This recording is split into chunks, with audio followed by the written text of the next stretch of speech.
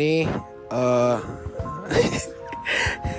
jadi kita berlima di sini bakal mengunjungi pasar tradisional. Pasar mana, Top? Pasar Santa di dekat Jakarta Selatan. Jadi kami dari kelas 5, saya absen 6, Topper absen 5, Noel absen 2, Lauren absen 30, sama ini Erik absen 10. Tontonnya keseruan berikutnya.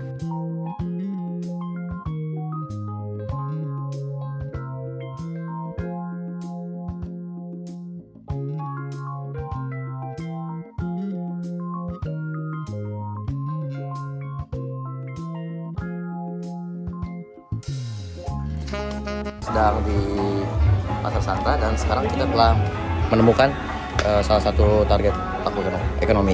Nah, di sini saya sedang bersama Bapak Yadi dan sekarang saya akan mulai mewawancara Bapak Yadi. Nah, Pak, kenalin nih Pak, saya Christopher. Di sini saya mau nanya-nanya sedikit sih Pak tentang usaha Bapak nih di sini. Berapa tahun ya Pak mulai usaha ini? Saya dari 2006. Oh, 2006. Jadi Berapa tahun tuh kira-kira? udah lama banget Pak, hampir 20 ya Pak. Duluan. Ya, hampir 20. Selama Bapak menjalin usaha ini ada kendala utama gitu nggak sih Pak? Untuk selama ini ya, boleh dibilang ya ada, terutama dari masalah apa namanya kemarin itu COVID. Oh iya, COVID. Ya, COVID kan jadi lockdown itu, sehingga tadinya pasar rame jadi Sepi banyak semua. yang pengunjung kurang seperti itu. Untuk mendapatkan barang atau sayuran ini, Bapak tuh ngambil suppliernya tuh di mana? Kerjasama sama supplier tuh seperti apa Pak? Barang kita ada yang beli dari pasar induk Ramat Jati, terus dari Kebayoran juga, Kebayoran lama. Terus satu lagi kita punya supplier dari petani dari Cipanas Bogor. Nah itu kalau kita belanja kan kita milih tuh enak. Jadi kalau untuk yang supplier itu dikirim dari sana, ya datangnya pagi sekitar. Banyak nih Pak marak pasar modern itu Pak. Ya. Nah, kira-kira dari maraknya pasar modern ini Pak, apakah itu mengganggu pasar-pasar yang ada di sini Pak? Kayak misalkan persaingannya tuh jadi lebih ketat dan jadi lebih susah gitu. Jadi saling berkompetitif satu sama lain untuk mendapatkan penghasilan yang besar gitu Pak. Jadi untuk pasar-pasar yang tradisional dan modern ini kemungkinan ada, semuanya pasti ada dari hal mungkin pengunjung ya.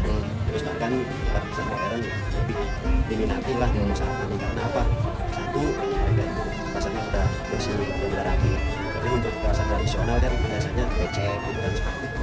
Dan ada juga sekarang yang online. Oh, yang online. Online kan. Jadi kita untuk saat ini nggak kayak dulu. Kalau kayak dulu kan semuanya gitu kan ke pasar ini gitu kan pengunjung gitu kan. Bahkan orang tuh rame gitu kan pasar. Sekarang mah karena pasarnya ada modern juga. Jadi untuk pengunjung seperti itu.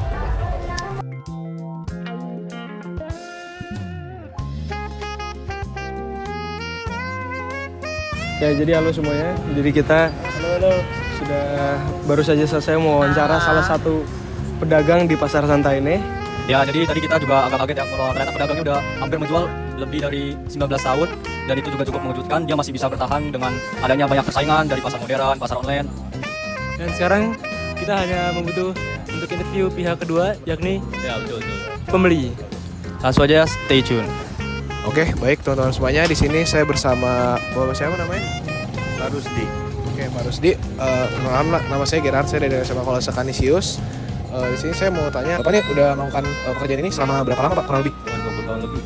20 tahun lebih? Oh, Bapak sempat kerja di tempat lain gitu atau cuma di sini?